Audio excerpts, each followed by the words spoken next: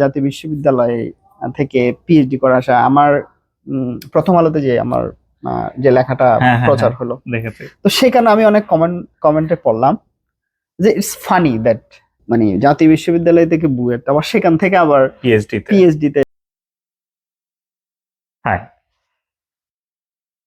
আমাদের দেশে সরকারি বিশ্ববিদ্যালয়গুলোতে পড়তে না পারা এবং জাতীয় বিশ্ববিদ্যালয়ের অধীনস্থ কলেজগুলো থেকে স্নাতক সম্পন্ন করা শিক্ষার্থীদেরকে তুলনামূলক কম মেধাবী হিসেবে পরিহাস করার যে গদবাঁধা ধারণা রয়েছে তা গোড়া থেকেই ভুল। এই গদবাঁধা ধারণাকে বৃদ্ধাঙ্গুলি দেখিয়ে বহু ছাত্রছাত্রী দেশের গণ্ডি পেরিয়ে বিশ্বের স্বনামধন্য বিশ্ববিদ্যালয় থেকে উচ্চতর ডিগ্রি অর্জন করছেন। তো চলুন শুনে আসি ডক্টর আশুতোষ নাথের গল্প, এই বস্তাপচা ধারণা যার সাফল্যের মূলে বাধা হতে পারেনি। তো আমার শুরুটা হয়েছিল অ্যাকচুয়ালি জাতীয় বিশ্ববিদ্যালয়ের অনার্স দিয়ে। আমি 2011 10-11 সেশনে আমার ব্যাচেলর শুরু হয় ডক্টর হাজী মোহাম্মদ মহসিন কলেজ চট্টগ্রামে। তো সেখান থেকে 2016-তে শেষ করে 2017-তে বাংলাদেশ প্রকৌশল বিশ্ববিদ্যালয় বুয়েট থেকে আমি মাস্টার শেষ করি 2017 থেকে 19 আমার নভেম্বরে শেষ হয়। এরপরে কোভিড সিচুয়েশন, এরপর 2021-এ আমার বস্টনে আসা। যারা নতুন করে অ্যাপ্লাই করতে চাচ্ছে কিন্তু সাহস পাচ্ছে না যে আমি তো জাতীয় বিশ্ববিদ্যালয়ে পড়েছি, আমার এই লাইনে যাওয়ারই দরকার নেই, আমার এই এই লেনে এই পথে হাঁটারই দরকার নেই, আপনি তাদের জন্য কি বলবেন? আসলে ব্যাপারটা খুবই গুরুত্বপূর্ণ। আমি যখন শুরু করেছি আমি যখন 2017 সালে বুয়েটে মাস্টার্স অ্যাডমিশন নিই, খুবই ইম্পর্টেন্ট ব্যাপারটা। তো আমি ফেসবুকে যখন পোস্ট দিলাম যে আমি বুয়েটে মাস্টার্স অ্যাডমিশন নিলাম, ব্যাপারটা অনেকে হাস্যকর ভাবে দেখছে। জাতীয় বিশ্ববিদ্যালয় থেকে বুয়েটে মাস্টার্স, মানে এটা পুরোটা একটা জোকস এর মতো ছিল, একটা স্টেরিওটাইপ তৈরি হয়ে গেছে।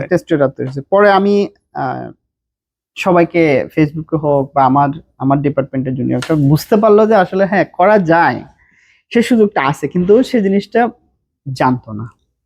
এই জিনিসটা জানার জন্য আমার একটা সুবিধা ছিল, আমি প্রচুর ইন্টারনেট, যেহেতু আমি ফ্রিল্যান্সিং করতাম, মানে আমার কম্পিউটারে ছিল আমার মোটামুটি দৈনন্দিন একটা, আমি তখন ফোন থেকে আমি কম্পিউটার বেশি ইউজ করতাম।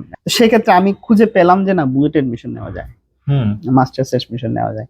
তো সেই সুযোগটা আমি নিলাম, সেই অ্যাডমিশন টেস্ট। তারপর এর পরবর্তীতে মানে আমি আরো এক্সপ্লোর করলাম, নট অনলি বুয়েট, চুয়েটও করা যায়, ডুয়েটে করা যায়, যত ইঞ্জিনিয়ারিং বিশ্ববিদ্যালয় আছে সেখানে তারা বাইরে থেকে স্টুডেন্ট নেয় মাস্টার্স, যদিও ওদের এখানে ব্যাচেলর নাই। তো জিনিসটা এরপর তো আমার জুনিয়ররা, আমার পরিচিত যারা আমার সার্কেল আছে, তারা সবাই পরবর্তীতে অ্যাপ্লিকেশন করা শুরু করতেছে এবং করে অনেকে ডুয়েটে করেও এখন ইউএস তো অনেক আছে, আমার পেছন এখন অনেকেই আছে, সেটাই। এরপরে সবচেয়ে যে জিনিসটা, জাতীয় বিশ্ববিদ্যালয় থেকে পিএইচডি করে আসা আমার প্রথম আলোতে যে আমার যে লেখাটা প্রচার হলো, তো সেখানে আমি অনেক কমেন্টে পড়লাম যে it's funny that BUET to sorry জাতীয় বিশ্ববিদ্যালয় থেকে বুয়েট, এটা অনেকে ফানি হিসেবে দেখছে। এবং আপনার জানেন একটা পাবলিকিয়ান, একটা বড় গ্রুপ পাবলিকিয়ান, ওই পোস্টটা আমাকে নিয়ে অনেক পোস্ট দিছে। আচ্ছা, না, তো সেখানে আমি কমেন্ট গুলো পড়ে দেখলাম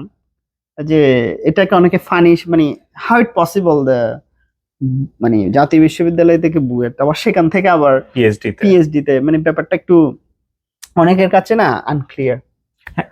সেটাই, সেই বিষয়টাই আমি যেটা বলবো সেটা হচ্ছে পসিবল সবকিছু যদি তার ইচ্ছা শক্তি থাকে আর নিজের মধ্যে সেই স্মার্টনেসটা থাকে। এখন স্মার্টনেসটা কি, এখানে স্মার্টনেস বলতে আমি বুঝাতে চাচ্ছি না যে ভালো ফোন ইউজ করা, ভালো পোশাক পরা, ভালো একটা গ্যাজেট ইউজ করাকে আমি এখানে স্মার্টনেস বলতেছি না। আমি স্মার্টনেসের কথা বলতেছি এখানে জানার ব্যাপারটা, আপনি কতটা কোন ইনফরমেশনটা কত বেশি ইজিলি জানবেন। আমার একটা মানে তখন থেকে আমার একটা কিছু, আমি যে কোনো কিছু প্রথমে গুগল কাজ করতাম, তখন তার এআই ছিল না। তো ওখান থেকে আমি ইনফরমেশন যদি সঠিক ইনফরমেশন না পাই বা আমার মনে হচ্ছে না, আমার মনে পড়তো, তখন আমি অন্য সিনিয়রকে জিজ্ঞেস করতাম। But as much as possible আমি প্রথমে গুগলে ঘেটে ফেলতাম যে কোনো, ইভেন এনি পড়ার কোয়েশ্চেন আমি সিনিয়রকে জিজ্ঞেস করার আগে আমি প্রথমে ইন্টারনেটে জিজ্ঞেস করতাম।